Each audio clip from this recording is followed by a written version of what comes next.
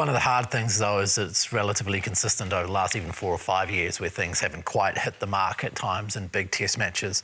And a lot of your emails have suggested to us that you feel that the game has moved on from the New Zealand style of play, the structure. Emails from Lance Peters and Matthew Villiamu basically saying that New Zealand's ability to attack and use instinct is now gone from the game because the incredible structure that's now provided within modern rugby and the other teams are succeeding. Bryn, do you agree with that? No, I don't. I think, look, we've had a lot of games this year where we've been able to attack and been able to show our ability. You even look on the weekend for our scrum attack. Will Jordan and that group were able to see that the defensive side of the English were really, really tight, and we were able to use our skill set and our ability to be able to get on the outside. I think our click attack, any time we've been able to win the hard ball gets, which has probably been a little bit of a kryptonite for us, especially in the aerial game, we've been able to show glimpses of us trying to counter-attack. But no, I don't think so. I think there's just a big part to be able to attack. I think the stats that Jip brought on around 43% gain line, it's really, really tough to be able to attack and being able to use the tip balls, get over the advantage line to then be able to swing or attack in, I guess, in a lot of layers of attack around there with what we probably saw with England and even the South Africans at the moment. So I think it just comes down to, for us, we've got to get a lot of things right. So if we get our good go-forward ball, we get good gain line, we're able to get over the advantage line, then it opens up a lot of us for us to be able to open up our attack. Also, our click attack, when we are winning those hard ball gets off the aerial battle, we've got a quick 2-pass, we're able to get away and being able to use our attack and our strength with our looses on the edge, outsides, and being able to get over the advantage line. But when we don't get, I think more so the gain line, you look on the weekend, it's really, really difficult for us to be able to try and attack. And I think we probably played a little bit too much, Chip, in Hadley, I thought. I think in that probably middle of the field, we played a lot and we were able to go to the contestable game, which I think, it's not a for but I think it's just a big part of the game when you aren't going anywhere. How can you put pressure on the team? And I thought the English did really, really well when they scored points. Alex Mitchell, even they only had 13 kicks in the second half, but they kicked with purpose and trying to get their ball back and were able to win that scraps battle to then open up the counter-attack with what we saw with this English team, which is pretty impressive to watch on the weekend. Based on trends, we're the most efficient side from turnovers.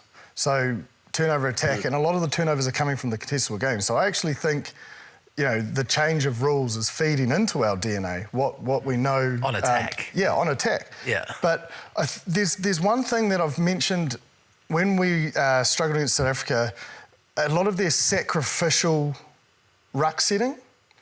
Now, bear with me here, because I've tried to come up with an answer through the stats. So we concede the most dominant tackles. So teams can have, how do I explain? We concede the most, so teams have a lot of dominance defensively against us. We're getting smashed. Yeah, well, not like high numbers, like dominant tackles. So there was 9 on the weekend to our 2. Yeah. To give you numbers, and there's over 200 tackles, so it's not like a massive percentage. But we then have the most post-contact meters. So where I think this plays a part, so we concede dominance, we have the most post-contact meters, and we had 88% lightning quick ball on the weekend. So when you look at that, that's quick ball. You're trying to generate quick ball. Sometimes maybe it's behind the gain line, but you can still do things with that. But where I think defences are getting a lot of their dominant tackles from, one is the yellow cards, that's true. 2 is our post-contact meters actually buys defenders time to scan. Mm.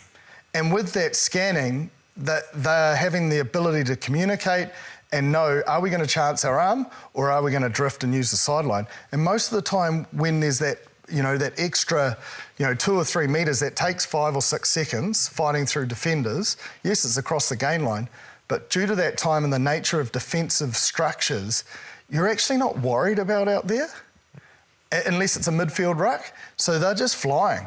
And that's when they're getting a lot of dominant tackles. So I'm not saying it's a solution, because as a player, you always want post-contact meters. It's a good stat to have.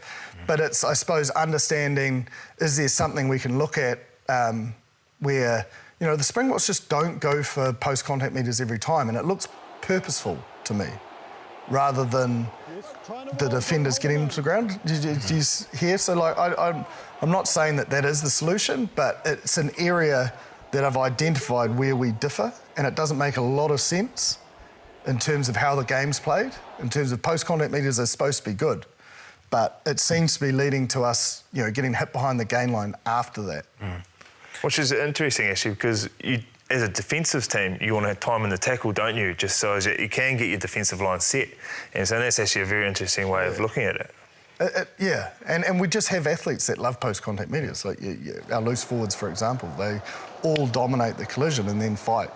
I'm just saying, is there something that we can manipulate defences or create set plays, like we see from the tap kicks, that can potentially fool defences, and you almost create your own ruck.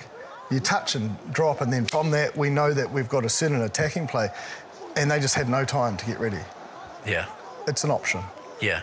Not a coach by trade, so not sure if it will work. Yeah. But the stats don't lie. It kind of sounds like the Brumbies in the late 90s, early 2000s, where they would almost fall into the tackle, and then that Gregan would have it to Larkham in a split second and it was all over. Yeah, we did it a lot at times for set moves in Super Rugby, but not... Yeah, I just think there's something we can manipulate there. Because defence is all about preparation, and they would know what's coming. It's not going to be something you fix this, but in terms of the review, I think it's an opportunity for us to manipulate and put defence in we're playing on our terms, we're attacking on our terms, and it's something they haven't seen. If you can go between the two and know, okay, when we do get post-contact meetings, what works best for us to get to the edge? Okay, when we do sacrificial rucks, what works well for us? And then it just makes it so much harder as a defender because you're having to think of two things. We have had a lot of emails, as I mentioned earlier, and basically a lot of them looking at whether this is a turning point, as I mentioned in the intro, the Ashley and Martin turning point, as it might be. So we've obviously got to a point now we're 2 years out from the World Cup. Last time they brought in Joe Schmidt for a couple of years. Do they need to be looking in that direction to go, okay, is there somebody else that can come and can help us fix a problem? But it's just not real. Like, he's made it pretty clear. Like, he's Aussie and done. No, well, I mean, a Joe Schmidt kind of character. Well, I mean, that's the other thing is, like, who is there? Like, it's one thing saying this is an option, like, it's not like... And it's not just one person either. Like, it's who's available in the group, and like it's a big piece of I don't know. Depends on relationships there as well within the coaching group too. So, but to touch on one of Jipper's points then as well, like a couple of their tries came from probably defensive reads that didn't go too well or a missed tackle. So they are easy fixes. Like missed tackles do happen in the game, and so but. And a lot of the time they don't lead to a try, but unfortunately on this time it did. So hopefully, they're easy fixes. Yeah. We had Gainline Analytics come on the show a number of times, and what they like to talk about is selection and players who've played together before. And unfortunately, Tupaia and Proctor have never really played together before in a midfield, and you're throwing them into one of the biggest test matches of the year.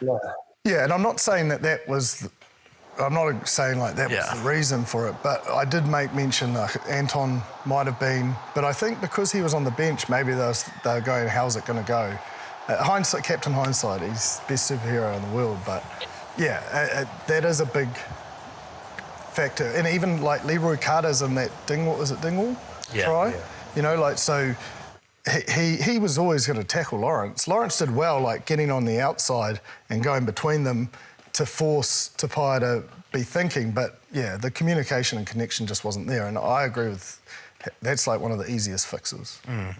But Bruno, I heard you say, you've got to put yourself in a position sometimes, don't you, to win a game via your selections, and I personally, watching it, I wondered why Beauden Barrett, who'd had an injury heading into the game and then was obviously struggling, wasn't replaced earlier, and selecting a brand new midfield combination for a game that's going to cost you a Grand Slam possibly if you don't win it seems like a bold call.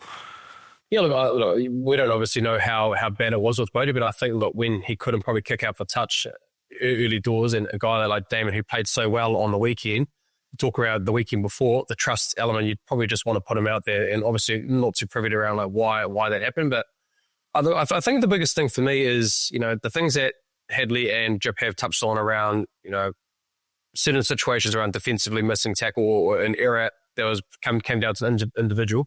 I think that's fair. There has been growth around this year. We talked about probably last year, how many unforced errors we had last year was a massive talking point. We weren't able to finish. We've been a lot better in that space. Now, it hasn't been perfect, but we've been a lot better. And our efficiency inside the 22 was a big area last year where we were really poor. And Jip's touched on it a lot this year. We've been really, really good in around this year. The biggest thing for me is it's been 2 games this year. It's been the South African 40 minutes in Wellington, and probably the English second half is around, and I talked about it earlier, in pressure moments, we're just not getting the right outcome when the furnace is really on us. We're not able to identify it and being able to find solutions and have momentum to stop their momentum. And so does that come down to the mental side of it? You know, Gilbert Enoka was a big part of the All Blacks around being there. I'm not too sure who's in there now. I think it is Cherry Evans, who's a little bit different and worked with Razor at the Crusaders. But I just look at the mental side. And this is only in my opinion, when it has been those two big test matches, we haven't been able to find solutions. We've made crucial areas, whether it's defensive, whether it's someone not executing at the right time, it's a penalty in a crucial situation. We haven't been able to get that right. So that's where I'm kind of seeing it at the moment. It's around just in the mental space, not being able to find a solution to be able to try win games when the blowtorch is on us like it was on the weekend. 22 points in the second half. I think like England had 4 entries. They scored 3 tries. They got a penalty. So they obviously had momentum and we just weren't able to stunt that. And it was very similar to what we saw in Wellington where the Springboks got their tails up. We weren't able to stop them. When you've got different people making those mistakes, but it's in a wider team environment, what is the way that you create the solution?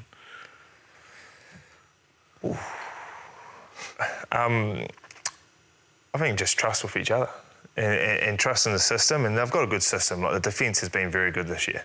And so maybe it was just a misread. And then it's also, you know, marking up on Ollie Lawrence. So he was having a good game. You were talking about it off air before. He's a pretty big threat. And so that could be in the back of your mind about how big a threat he's got, how good a ball carrier he is, and it might just put you're second guessing a little bit. But I guess if someone does go in, everybody has to jam at the same time as well because you've got to follow your inside because you'd prefer a team when they're on attack to go around you rather than going through you. You can recover a lot easier. Probably not so much when you're in your 22, but when you're further out, you can actually get back and recover if they go around you rather than through you. So what you're saying is when Tupaia went in to try to stop Ollie Lawrence, he needed Billy Proctor to also come with him. Probably jam as well, yes. Yeah.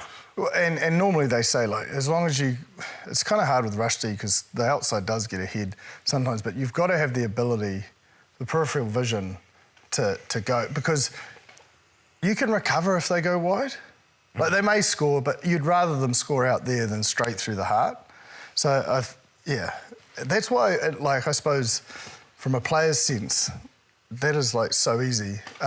One-on-one tackle on Lawrence for the first try, easy. You know, pick and go. That's, I mean, again, pretty simple fix in terms of getting lower and holding out. So. I'm not making excuses. Like there definitely needs to be some growth in and around the positions they're putting themselves in. But you've got to commend England's attitude. Like it's been a big shift.